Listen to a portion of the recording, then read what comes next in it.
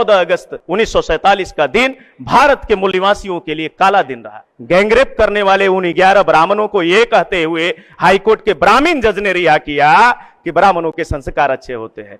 ऊपर से दिखने में दुबे, तिवारी, चौबे, शुक्ला, मिश्रा, पाठक, चतुर्वेदी, मुखर्जी नजर आता है और अंदर से सारा का सारा ब्राह्मण नजर आता है। मुसलमान कौन सी खबरें पढ़ेंगे, ये भी तय आरएसएस के लोग करते हैं। शेरनी की नस्लें कभी सियार पैदा नहीं करती, हम मूल निवासियों की माएं कभी गद्दार पैदा नहीं करती।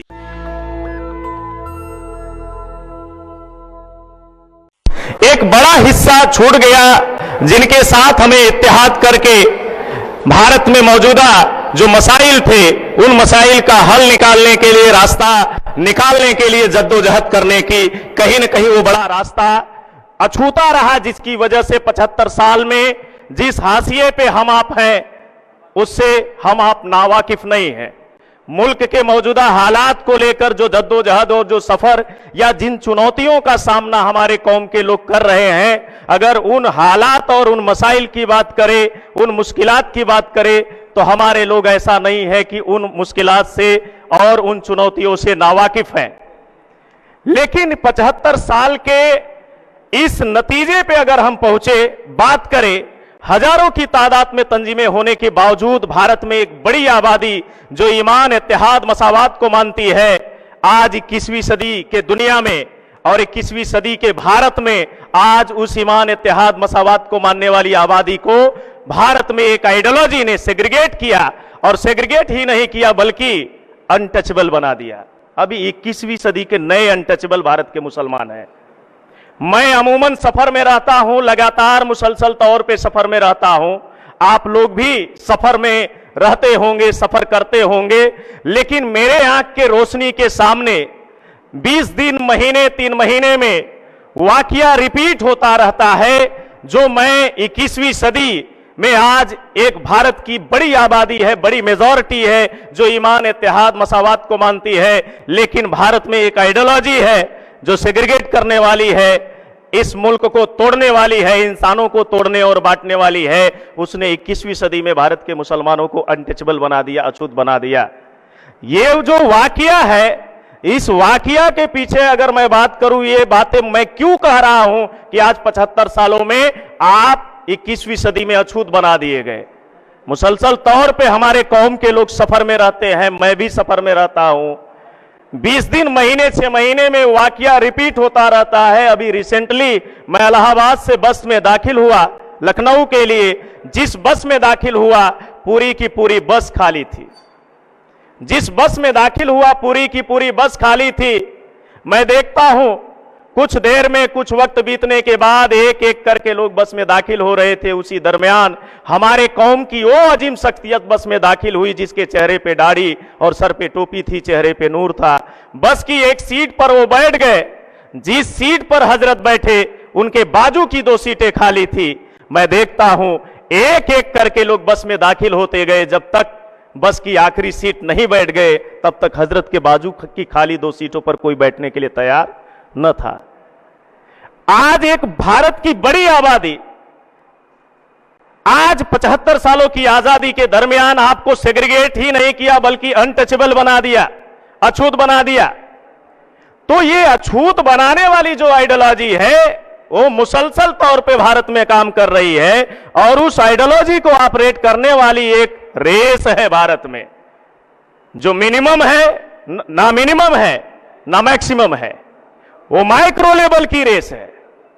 उसे आप खुली आंखों से नहीं देख सकते, उसके किरदार को आप खुली आंखों से एनालिसिस नहीं कर सकते। जैसे डॉक्टर किसी बीमारी को डायग्नोसिस करने के लिए सूक्ष्मदर्शी का इस्तेमाल करता है, उसी तरह से जो भारत में एक जो रेस है, जो भारत को वक्त दर वक्त उसने क्या किया, तोड़ने का काम किया, तकसीम करने का काम किया। और भारत में लंबे अरसे से भारत के जो मूल निवासी हैं इस देश के, ओबीसी, एससी, एसटी और कन्वर्टेड माइनॉरिटीज के लोग, उनको हजारों जाति बिरादरी के टुकड़ों में तकसीम करने का काम किया। वो रेस भारत में न मिनिमम है न मैक्सिमम है, वो माइक्रो लेवल की रेस है। लेकिन वो माइक्रो लेवल की रेस आज पूरे भारत के 90% रिसोर्स पर कब्जा है। भारत के टॉप 10 अगर रिच पर्सन की लिस्ट उठा के अगर आप देख लो तो उसमें सिंगल बैकवर्ड नहीं मिलेगा। बैकवर्ड की बात करें तो ओबीसी की बात करें, आज भारत में हर दूसरा आदमी ओबीसी है, लेकिन भारत के टॉप 10 रिच पर्सन की लिस्ट उठाओ, धनी यानी रईस आदमियों की लिस्ट उठाओ, उसमें सिंगल ओबीसी शामिल नजर नहीं आता। इस देश में 22.5% शेड्यूल कास्ट और शेड्यूल ट्राइब की आबादी है। अगर उसमें आप लिस्ट उठाओ 22.5% आबादी में, मेजॉरिटी के लोगों में, सिंगल टॉप 10 में रिच पर्सन कोई भी उनके वर्ग का, कोई भी उनके तबके का आदमी नहीं आपको नजर आएगा।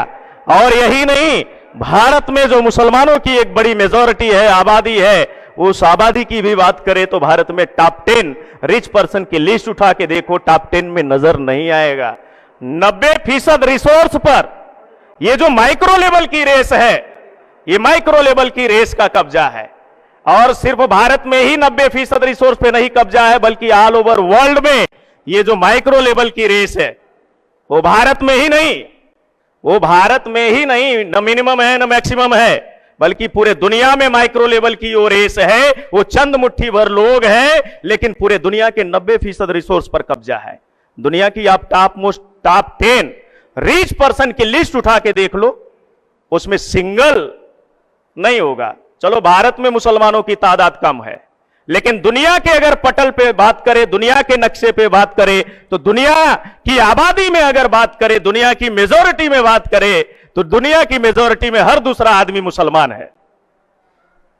दुनिया की मेजॉरिटी में बात करें तो हर दूसरा आदमी मुसलमान है, लेकिन दुनिया के टॉप 10 रिच पर्सनों की लिस्ट में सिंगल भी मुसलमान नहीं है। क्यों नहीं है? ये जो रेस है भारत में, जो माइक्रो लेवल की रेस है, इस रेस ने पूरे दुनिया के लोगों को कंट्रोल किया और दुनिया के लोगों को जहनी एतबार पे बेबस और लाचार और मजबूर और गुलाम बनाने का काम किया।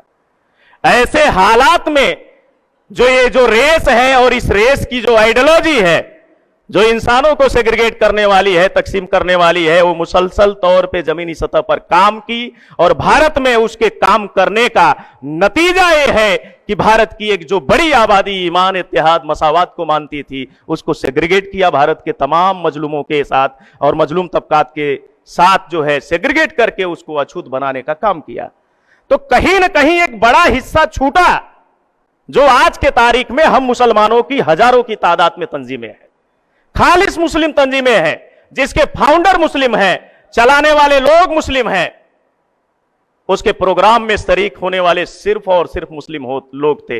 लेकिन हजारों की तादाद में खालिस मुस्लिम तंजीमें होने के बावजूद हम हजारों मसाइल का सामना कर रहे हैं, हजारों परेशानियों से घिरे हुए हैं। हम और हमारे कौम के लोग हजारों परेशानियों से घिरे हुए हैं। हम सिंगल अपने परेशानी का हल निकाल पाए क्या? माशाअल्लाह हजारों की तादाद में तंजीमें हैं, वजूद में है। कहीं ना कहीं एक बड़ा हिस्सा जिस पर हमारे बुजुर्गों ने मेहनत की, दुनिया के तारीख में जिस पर सहाबा इकराम ने मेहनत की और भारत की सरजमी पे औलिया इकराम ने मेहनत की, उस हिस्से से हमने अपने आप को क्या किया? सेग्रीगेट किया, अपनी सोच और फिक्र को महदूद किया। हमारी सोच और फिक्र महदूद होने का नतीजा यह निकला कि जो लोग उनकी बस्तियों में नहीं जाते थे, उनके परछाइयों से दूर रहा करते थे, उस रेस के लोगों ने, उस नस्ल के लोगों ने उनकी बस्तियों में जाने का काम किया। और यह सिलसिला 1918 से शुरू किया। 1918 में भारत में साउथ बरो कमीशन आया। साउथ बरो कमीशन ने विधिमंडलों के चुनाव की रिकमेंडेशन की कि भारत में अब जो भी प्रतिनिधि चुने जाएंगे वो प्रजा के वोट से चुने जाएंगे, प्रजा से इलेक्ट किए जाएंगे, प्रजा के इलेक्टेड प्रतिनिधि होंगे। राजा का बेटा ही राजा नहीं होगा, राजा का आदेश ही अब कानून नहीं होगा, बादशाह का बेटा ही बादशाह नहीं होगा और बादशाह का आदेश और फरमान ही कानून नहीं होगा। प्रजा के चुने हुए प्रतिनिधि प्रजा के लिए नियम और कानून बनाएंगे। जब 1918 में साउथ बरो कमीशन आया तो जो हजारों साल से इस देश पर, इस देश के मजलूमों पर, भारत के ओबीसी, एससी, एसटी और कन्वर्टेड माइनॉरिटी के लोगों को बेबस, लाचार, मजबूर और गुलाम बनाया, जहनी एतबार पे गुलाम बनाया, उन पर जुल्म किया, उनका दमन किया, उनका शोषण किया। ऐसे वर्ग के लोगों ने देखा जिन पर हम हजारों साल से जुल्म करते आए हैं, क्या वो हमें तस्लीम करेंगे? जब हम जनप्रतिनिधि के तौर पे चुनाव में मैदान में होंगे, खड़े होंगे, तो क्या हमें वो जनप्रतिनिधि के तौर पे तस्लीम करेंगे? नहीं करेंगे। तो माइक्रो लेवल की माइनॉरिटी ने अपने आप को मेजॉरिटी में तब्दील करने के लिए 1922 में डॉक्टर मुंजे नाम के ब्राह्मण ने हिंदू महासभा बनाया। भारत में जो नहीं थे हिंदू, उनकी बस्तियों में जाकर डॉक्टर मुंजे नाम के ब्राह्मण ने बनाया हिंदू महासभा और उनकी बस्तियों में जाकर कहना शुरू किया, गर्व से कहो हम हिंदू हैं। 100 साल के उनके कॉन्सेप्ट ने आज उस माइक्रो लेवल की रेस को मेजॉरिटी में तब्दील कर दिया। आज हिंदुत्व के नाम पे मेजॉरिटी में वो तब्दील कर होने के बाद आज पूरे मुल्क के निजाम पर वो काबिज है। हमारे पास दुनिया की अजीम आइडियोलॉजी थी, दुनिया की अजीम आइडियोलॉजी थी। हमारे पास दुनिया का एक बेहद जो है अजीम दस्तावेज था दुनिया के निजाम को बदलने का, दुनिया के इंसानों के बीच में जो अलग अलग मसाइल थे उन मसाइल का हल निकालने का। लेकिन क्या हमने उस रास्ते को अख्तियार किया? हां किया। 1947 के पहले यानी 14 अगस्त 1947 के पहले हम कह सकते हैं कि भारत के मुसलमान समझदार थे, हमारे पुरखे समझदार थे और उनके दरमियान जो तालीमी सेंटर चलते थे, मकतब और मदरसे चलते थे, उनके दरमियान इस बुनियाद पर तरबियत की जाती थी और किस से लड़ना है, क्यों लड़ना है। यानी जो हम कह सकते हैं 14 अगस्त 1947 के पहले हमारे मकतब थे, हमारे इदारे थे, हमारे मदरसे थे या तालीमी सेंटर थे, उस वक्त जो हमारे दरमियान थे, मौजूद थे, उसमें जो तरबियत की जाती थी या तालीम दी जाती थी, उस तालीम की बुनियाद इस बुनियाद पर आधारित थी कि कौन जालिम है, कौन मजलूम है, कौन अपना है, कौन पराया है। 14 अगस्त 1947 के पहले यही वजह है कि उस वक्त जो हमारे कौम की कयादत करने वाले लोग थे, रहनुमाई करने वाले लोग थे, रहबरी करने वाले लोग थे, वो विजनलेस नहीं थे। उनका मकसद था, लड़ना किससे था, तय था। 14 अगस्त 1947 के पहले का मुसलमान विजनलेस नहीं था, उसका विजन था। लड़ना किससे था, तय था। किस लिए लड़ना था, तय था। क्यों लड़ना था, तय था। 75 साल का यह मुसलमान बैठा हुआ है। आपको 14 अगस्त 1947 को भारत को तोड़कर विजनलेस मेजॉरिटी में तब्दील कर दिया गया। बार बार हमारे लोग कहते हैं कि हमारी लीडरशिप खड़ी होनी चाहिए, कयादत खड़ी होनी चाहिए। 14 अगस्त 1947 का दिन भारत के लिए नहीं बल्कि भारत के मजलूमों के लिए काले दिन और तारीख के तौर पे आज हमारे सामने 75 साल का जो वक्त बीता, अरसा बीता, वो आज इस बात की गवाही दे रहा है कि 14 अगस्त 1947 का दिन भारत के मूल निवासियों के लिए काला दिन रहा। भारत को तोड़कर उन्होंने क्या किया, भारत के मुसलमानों को लीडरलेस मेजॉरिटी में तब्दील कर दिया। 14 अगस्त 1947 के दिन भारत को तोड़कर आपकी 3 लीडरशिप खत्म कर दी गई। पॉलिटिकल लीडरशिप खत्म कर दी गई, आपकी सोशल लीडरशिप खत्म कर दी गई, इंटेलेक्चुअल लीडरशिप खत्म कर दी गई। पॉलिटिकल लीडरशिप खत्म होने का 75 सालों में नतीजा है, हर मसाइल पॉलिटिकल वे से आपके बीच में आ रहे हैं, यानी सियासी गलियारे से हर मसाइल आपके बीच में पैदा किए जा रहे हैं। क्या आप उसको रोक पा रहे हो? नहीं रोक पा रहे हो, क्योंकि आपकी पॉलिटिकल लीडरशिप खत्म कर दी गई, आपकी समाजी लीडरशिप खत्म कर दी गई। आज समाजी लीडरशिप नहीं खत्म की गई होती तो आज 21वीं सदी में आप अछूत भारत में नहीं होते। आपकी इंटेलेक्चुअल लीडरशिप खत्म कर दी गई, समझदार लोगों की कयादत खत्म कर दी गई, जिसकी वजह से आज किसी भी मसाइल का हल निकालने वाले स्टेज पे हम नजर नहीं आ रहे हैं। इसलिए प्लान बनाकर 14 अगस्त 1947 को इन्होंने भारत के मुसलमानों की 3 लीडरशिप क्या कर दी, खत्म कर दी। Political, social and intellectual leadership Bharat से खत्म कर दी। एक ही लीडरशिप बची, मजहबी कयादत, रिलीजियस लीडरशिप बची। लेकिन 14 अगस्त 1947 के पहले जो हमारे मकतब थे, इदारे थे, मरकज थे, उनका एक विजन था, वो जद्दोजहद कर रहे थे, लड़ रहे थे। लेकिन 14 अगस्त 1947 के बाद हमारी इस चौथी लीडरशिप का मजहबी कयादत के सोच और फिक्र को महदूद किया गया। आज ये चौथी कयादत सिर्फ अपने मकतबे फिक्र के दुनिया में महदूद है। मकतबे फिक्र के बाहर भी एक दुनिया है, मकतबे फिक्र के बाहर भी एक दुनिया है जो आम मुसलमानों की जिंदगी पे सीधे असर डाल रही है। कभी लव जिहाद के नाम पर, कभी मॉब लिंचिंग के नाम पर, कभी 3 तलाक के नाम पर, कभी सीए, कभी एनआरसी, कभी 370 हटाने, कभी हिजाब, कभी नमाज, कभी नबी के शान में गुस्ताखी के नाम पर। ये सारे मसाइल भारत के मुसलमानों के दरमियान मकतबे फिक्र के बाहर के दुनिया से आ रहे, इसके रोकने के लिए क्या आप प्लान बनाए हैं? इसको काउंटर करने के लिए आपने काउंटर स्ट्रेटेजी क्या बनाया, काउंटर प्लान क्या बनाया? 75 सालों में काउंटर प्लान बनाया होता तो आज आप बेबस और लाचार और मजबूर नजर नहीं आते। इसलिए हम लोग राष्ट्रीय मुस्लिम मोर्चा के जरिए समाजी एतबार से बेदारी पैदा करना चाहते हैं भारत के मुसलमानों के अंदर। भारत के मुसलमानों के अंदर जो एक बात मैंने बोला कि 14 अगस्त 1947 के पहले हमारे पुरखों का एक विजन था, लड़ना किससे था? तय था। क्यों लड़ना था? तय था। किस लिए लड़ना था? तय था। 14 अगस्त 1947 के बाद आपको विजनलेस मेजॉरिटी में तब्दील किया गया। तो हमारा एक विजन होना चाहिए, लड़ना किससे है भारत में तय होना चाहिए, क्यों लड़ना है यह भी तय होना चाहिए, किस लिए लड़ना है यह भी तय होना चाहिए। अभी हाईकोर्ट से इस तरह के जजमेंट आए, गोधरा में हमारी मां बहनों के साथ दरिंदगी की गई, हाईकोर्ट का बैठा हुआ ब्राह्मण जज ये जजमेंट देते हुए, बिल्किस बानो के केस में ये जजमेंट देते हुए कहा कि ब्राह्मणों के संस्कार अच्छे होते हैं, किसी रेपिस्ट के संस्कार अच्छे होते हैं। गैंगरेप करने वाले उन 11 ब्राह्मणों को यह कहते हुए हाईकोर्ट के ब्राह्मण जज ने रिहा किया कि ब्राह्मणों के संस्कार अच्छे होते हैं। कर्नाटका हाईकोर्ट में अभी शेड्यूल कास्ट के महिला के साथ दरिंदगी की गई, वो मामला गया कोर्ट में, वहां बैठा हुआ ब्राह्मण हाईकोर्ट का जज जजमेंट दिया कि ये जो महिला है वो अछूत है, अछूत महिला को ब्राह्मण छू ही नहीं सकता, तो गैंगरेप कहां से करेगा, रेप कहां से करेगा। इस तरह के अभी 21वीं सदी के भारत में गुलिस्ता सालों में इस तरह के हमारे सामने नतीजे आ रहे हैं।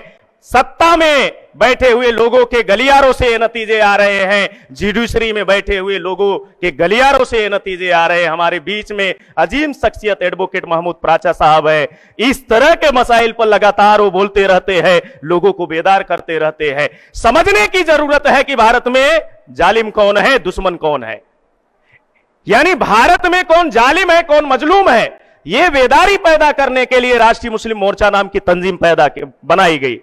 और इसके अलावा हम मुसलमानों के बुजुर्गों की एक गोल्डन हिस्ट्री भारत की सरजमी के साथ जुड़ी हुई है, लेकिन उस गोल्डन हिस्ट्री को क्या किया गया, हाइड किया गया। एग्जाम्पल के लिए अभी हजरत टीपू सुल्तान रहमतुल्लाह अलैह कर्नाटका से थे, कर्नाटका के मैसूर रियासत के सुल्तान थे। अंग्रेजों के खिलाफ जंगे आजादी में लड़ाई लड़ते लड़ते जद्दोजहद करते करते वो शहीद हुए। कर्नाटका के हिस्ट्री के किताबों में, तारीखी किताबों में, सिलेबस में उन्हें पढ़ाया जाता रहा। अभी कर्नाटका में बीजेपी गवर्नमेंट आई, उनको जो है तारीख के पन्नों से हटाया गया। अंग्रेजों के खिलाफ लड़ाई लड़े हजरत टीपू सुल्तान रहमतुल्लाह अलैह, इसलिए उन्हें किताबों से नहीं हटाया गया, तारीख के पन्नों से नहीं हटाया गया, बल्कि अंग्रेजों के पहले जिस निजाम के खिलाफ, जिस सिस्टम के खिलाफ उन्होंने तलवार उठाई, उस लिए उन्हें सिलेबस से हटाया। अभी मनुवादी सरकार ने, त्रावणकोर रियासत थी, त्रावणकोर रियासत का शासक ब्राह्मण था, तन ढकने का महिलाओं को अधिकार नहीं था। जब इस बात की जानकारी मिली उन्हें, तो जो है एक मजबूत सेना की टुकड़ी के साथ चढ़ाई किया और 800 ब्राह्मणों का सर कलम कर दिया। हमारे पुरखों का मकसद डिसाइड था, लड़ना किससे था, जुल्म के खिलाफ, इसलिए वो लड़ रहे थे। तो जुल्म के खिलाफ लड़ने के लिए जहनी एतबार से बेदार करना, जद्दोजहद करने के लिए, मजलूमों के हक और इंसाफ की लड़ाई लड़ने के लिए उन्हें बेदार करना, इसके लिए बनाया गया संगठन है। इसके लिए राष्ट्रीय मुस्लिम मोर्चा अपने बुजुर्गों की तारीख को भी अपने बीच में, अपने दरमियान जिंदा करना चाहता है। मैं धन्यवाद देता हूं बामसेफ के राष्ट्रीय अध्यक्ष मान्यवर वाउन मेश्राम साहब को, पिछले 45 साल से लगातार जो है सोशल रिफॉर्मिंग का काम कर रहे हैं, सोशल अवेयरनेस का काम कर रहे हैं। और बामसेफ संगठन की अचीवमेंट है लगातार सोशल अवेयरनेस का, लगातार फूले साहू अंबेडकर की विचारधारा और आंदोलन को समाज में प्रचार प्रसार करने का एक नतीजा यह निकला कि जो आज के तारीख में मकतब और मदरसों में भी मां फातिमा शेख और अब्दुल उस्मान शेख साहब का जिक्र नहीं होता, लेकिन इस आंदोलन ने, इस बामसेफ के मूवमेंट ने अभी 9 जनवरी 2022 को गूगल ने डूडल बनाकर मां फातिमा शेख का जन्मदिन सेलिब्रेट किया और पूरे दुनिया के लोगों को बता दिया कि भारत की पहली मुस्लिम महिला शिक्षिका कौन है। तो आज भारत में ये जो मूवमेंट है राष्ट्रीय मुस्लिम मोर्चा और बामसेफ का ये पूरे भारत में लोगों को अवेयर करना चाहता है और भारत के तमाम मजलूमों के हक और इंसाफ की लड़ाई लड़ने वाले तमाम बुजुर्गों की कुर्बानी और शहादत और उनकी कोशिशों को हमारे आने वाली नस्लों और अपने लोगों के बीच में हम जिंदा करने के लिए राष्ट्रीय मुस्लिम मोर्चा का प्लेटफॉर्म बनाए। राष्ट्रीय मुस्लिम मोर्चा किसी मसलक की तंजीम नहीं है, यह हर मसलक की तंजीम है। हम ये कहते हैं कि आप दूसरों के मसलक को छेड़े ना और अपने मसलक को छोड़े ना। अपने अपने मसलक पर बाबेहतर तरीके से कायम रहते हुए आप जुल्म के खिलाफ और मजलूमों के इंसाफ और हक की लड़ाई लड़े, उसके लिए आवाज बुलंद करें। दूसरी चीज, हमें इस बुनियाद पर जद्दोजहद करने की जरूरत है। तारीख गवाह है भारत में इस्लाम आने की, कि भारत में इस्लाम कैसे आया। तो इस्लाम आने के दो ही रास्ते थे, तिजारती लोगों के जरिए आया या तो औलिया इकराम के जरिए आया। इस्लाम ना आने के पहले भी भारत में लोग थे। वो कौन लोग थे? ब्राह्मण थे, क्षत्रिय थे, वैश्य थे, शूद्र थे, हजारों जाति में तकसीम किए गए लोग थे, अछूत थे, सछूत थे, अलग अलग पहचान थी, अलग अलग टुकड़ों में तकसीम किए गए लोग थे। जब भारत में औलिया इकराम के जरिए भारत की सरजमी पे, तिजारती लोगों के जरिए भारत की सरजमी पे इस्लाम आया, तो इस्लाम में दाखिल होने का एक पैमाना है। जो पैमाना कल था, जो आज है, वो आखिरत तक रहेगा, वो बदला नहीं जा सकता। वो पैमाना क्या है कि आदमी ईमान लाएगा, ला इलाहा इल्लल्लाह मुहम्मदुर रसूलुल्लाह का कलाम पढ़ेगा। इस पैमाने को पूरा करते ही उसे दुनिया के एक यूनिक आइडेंटिटी से, दुनिया के एक यूनिक खिताब से उसे नवाजा जाएगा, लफ्ज़े मुसलमान के नाम से उसे नवाजा जाएगा। भारत में जब पहले कोई मुसलमान नहीं था, सब एक कलमे के बुनियाद पर ईमान लाए, तो भारत के मुसलमानों की सिर्फ मुकम्मल तौर पे आज एक पहचान क्यों नहीं है? सिर्फ और सिर्फ क्या होने चाहिए भारत में? मुसलमानों को मुसलमान होने चाहिए थे ना। लेकिन आज सैयद भी नजर आता है, मिर्जा भी नजर आता है, गालिब भी नजर आता है, पठान भी नजर आता है, खान भी नजर आता है, लेकिन मुसलमान। आखिरी उदाहरण देकर मैं अपनी बातें खत्म करूंगा, क्योंकि प्रस्तावना की इंपॉर्टेंट बातें रखना जरूरी है। आज भारत में जो इस मुल्क के निजाम पर काबिज हैं, उनके चरित्र और उनके किरदार को जानना होगा। मार्केट में आपने दो तरह के फ्रूट देखे होंगे, खरबूजा देखा होगा, संतरा भी देखा होगा। खरबूजे पर जब आप देखते हैं ठेले पे या अपने घरों में लाते हैं, टेबल पर रखते हैं, अपने हाथों में लेते हैं, तो उसमें ग्रीन कलर की, हरे रंग की पट्टियां बनी होती है। आदमी दूर से देखता है, नजदीक से देखता है, फील करता है कि अलग अलग फाके होंगी, अलग अलग ऊपर से सेब दिखता है, अलग अलग फाके ऊपर से नजर आती है, और आदमी महसूस करता है कि अंदर भी अलग अलग फाके होंगी। लेकिन काटने के बाद खरबूजा अंदर से एक सा नजर आता है। वैसे ही भारत में ब्राह्मण है, ऊपर से दिखने में दुबे, तिवारी, चौबे, शुक्ला, मिश्रा, पाठक, चतुर्वेदी, मुखर्जी नजर आता है, और अंदर से सारा का सारा ब्राह्मण नजर आता है। यही नहीं है, ब्राह्मणों का आपस में रोटी बेटी का रिश्ता है। दुबे तिवारी में शादी करता है, चौबे शुक्ला में करता है, शुक्ला त्रिपाठी में करता है, सारे के सारे ब्राह्मण हैं। लेकिन क्या भारत के सारे मुसलमान एक कलमे के बुनियाद पर क्या मुसलमान है? संतरा है, ऊपर से दिखने में, ये हम सब बैठे हुए लोग हैं ना, ऊपर से दिखने में हम क्या दिख रहे हैं? मुसलमान दिख रहे हैं। जैसे ऊपर से दिखने में संतरा एक सा नजर आता है, छिलका उतारो तो अलग अलग फाके नजर आती है, वैसे ही भारत का मुसलमान है। ऊपर से दिखने में मुसलमान दिख रहा है, अंदर घुसो देवबंदी दिखेगा, बरेलवी दिखेगा, आले हदीस दिखेगा, बोहरा दिखेगा, सिया दिखेगा, सुन्नी दिखेगा, मुसलमान नहीं दिखेगा। यही से तसल्ली नहीं है। उन अलग अलग फाकों में झिल्ली लगी है कि एक झिल्ली का रस दूसरे झिल्ली में ट्रांसफर ना होने पाए, उसमें भी बिरादरी है। तुम जाति जाति का गेम खेल रहे हो, मसलक मसलक का गेम खेल रहे हो। काश एक कलमे के बुनियाद का गेम खेलते तो आज पूरे भारत के मुसलमान एक होते। तो भारत में राष्ट्रीय मुस्लिम मोर्चा मुसलमानों को इस बुनियाद पर तरबियत देता है, बेदारी पैदा करता है कि हम एक कलमे के बुनियाद पर मुसलमान हैं, हम सिर्फ और सिर्फ भारत में मुसलमान हैं। ये सारी चीजें साइड रखो, यानी सारे, ये किसी मसलक की तंजीम नहीं है, हर मसलक के मानने वाले लोगों की तंजीम है, कलमे की बुनियाद पर, एक खुदा की बुनियाद पर, एक कुरान की बुनियाद पर, एक ही किबले की तरफ रुख करके नमाज अदा करने की बुनियाद पर।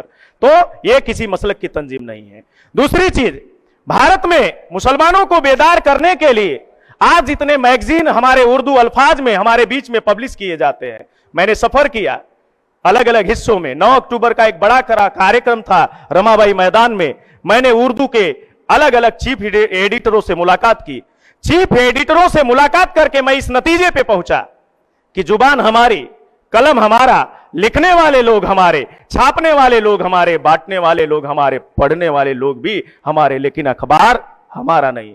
इंकलाब दैनिक जागरण का है, दैनिक जागरण आरएसएस का है, सहारा रोजनामा सुब्रत राय का है, सुब्रत राय आरएसएस का है।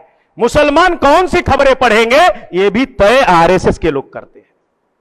हमारी एक मैगजीन हो, इसके लिए बामसेफ के राष्ट्रीय अध्यक्ष मान्यवर वाउन मेश्राम साहब को आग्रह किया तो एक टाइटल हम लोगों ने दिया, मजलूम टाइम्स नाम के अखबार का अभी आरानाई की प्रक्रिया में हम लोगों ने डाला। ये कोशिश है, जद्दोजहद है कि मुल्क में हमारी जुबान का, अपने कौम के लोगों को बेदार करने का एक प्लेटफॉर्म हो, एक पत्रिका हो, एक मैगजीन हो। इसके लिए भी राष्ट्रीय मुस्लिम मोर्चा पहल कर रहा है। दूसरी चीज, जो 3 लीडरशिप खत्म कर दी गई भारत से, पॉलिटिकल, सोशल और इंटेलेक्चुअल, ये लीडरशिप निर्माण करने के लिए भारत में राष्ट्रीय मुस्लिम मोर्चा काम कर रहा है, बड़े पैमाने पे जद्दोजहद कर रहा है। और सबसे बड़ा मेजर काम है राष्ट्रीय मुस्लिम मोर्चा का, आरएसएस की विचारधारा ने, आरएसएस की आइडियोलॉजी ने भारत की एक बड़ी आबादी जो ओबीसी, एससी, एसटी के अंदर इस्लाम और मुसलमानों को लेकर जो कंफ्यूजन, कंट्राडिक्शन, गलतफहमियां पैदा किया, उस गलतफहमियां को बामसेफ के राष्ट्रीय अध्यक्ष मान्यवर वाउन मेश्राम साहब के नेतृत्व में जो आंदोलन चल रहा है उसके साथ मिलकर आज इस मीटिंग में सिर्फ हमारे कौम के लोग नहीं है, ओबीसी, एससी के तमाम इंटेलेक्चुअल और स्कॉलर्स भी आज के प्रोग्राम का हिस्सा है। ये है जोड़ने का। जब मजलूम एक साथ बैठेंगे तभी मजलूमों का इत्तेहाद कायम हो सकता है। हम सिर्फ एक तबके का मंच लगाए और मजलूमों में इत्तेहाद कायम करने की बात करें तो ये कभी भी मुमकिन नहीं होगा। आखिरी बात कह के चंद लाइनें समर्पित करते हुए अपनी बात खत्म करूंगा। हम सभी लोग डीएनए के एतबार से इस देश के मूल्यवासी हैं, इसलिए मैं कहा करता हूं कि शेरनी की नस्लें कभी सियार पैदा नहीं करती, शेरनी की नस्लें कभी सियार पैदा नहीं करती, हम मूल निवासियों की माएं कभी गद्दार पैदा नहीं करती। भेड़ियों की ताकत से चीते मरा नहीं करते, मोहम्मद और बुद्ध और भीम के दीवाने किसी से डरा नहीं करते।